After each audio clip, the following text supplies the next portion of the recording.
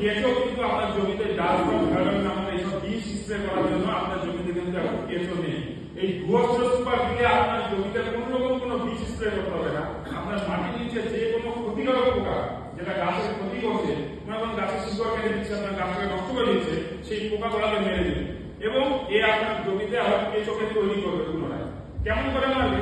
পোকা কি করে? গাছের শিকড় কাটে, ও তো খেতে যাবে, যখনই ও খেতে যাবে ও কামড় দিবে শিকড়টার মধ্যে, তখন কি হবে? এইটা রস, শিকড়ের যে রসটা আছে, রসটা গলার মধ্যে আটকে দেবে এবং পোকাটা 24 ঘন্টার মধ্যে স্ট্রোক করে মারা যাবে আপনার জমিতে। ওই পোকাটাই আবার আপনার জমিতে সার হিসাবে পরিণত হবে। বলতে পারলাম। নেক্সট কি আছে? আপনার যে ফসলটা আপনি করছেন সেই ফসলের চা বাগান, এটা কুয়াশা লাগে, চা বাগান বেশি উঠাইছে।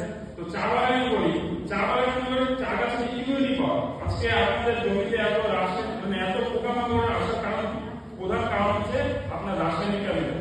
আপনি আপনার জমিতে যত রাসায়নিক কেমিক্যাল ইউজ করবেন আপনার জমিতে তত বেশি পোকা অ্যাটাক করবে। কারণ কি? আপনার জমিতে রাসায়নিক ইউজ করার ফলে আপনার মাটির পাওয়ার শেষ। গাছ এখন কিসের ভরসায় থাকে?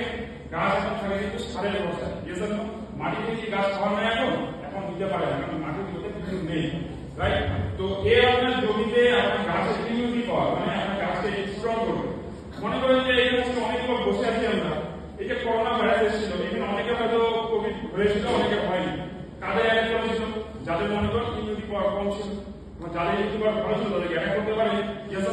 তো সেম আপনার গাছকে ইমিউনিটি পাওয়ার বাড়াতে সাহায্য করবে ভুয়ো সুপার। এবং বাইরে থেকে যে কোনো পোকামাকড়, যে কোনো ফাঙ্গাল ইনফেকশন, যে কোনো ভাইরাস ইনফেকশন যদি আপনার গাছকে অ্যাটাক করে, তার পরিমাণ ভুয়ো সুপার 40 থেকে 50% অনেকাংশে কমিয়ে যায়। বলতে পারলাম। তো ভুয়ো সুপার আজকে আপনারা কুইন্টাল সার জমিতে বিঘাতে ইউজ করছেন, আজকে ভুয়ো মাত্র 2 কিলো আপনার 1 বিঘা জমির জন্য, এবং এটা আপনার জমিতে 180 দিন অব্দি কাজ করবে।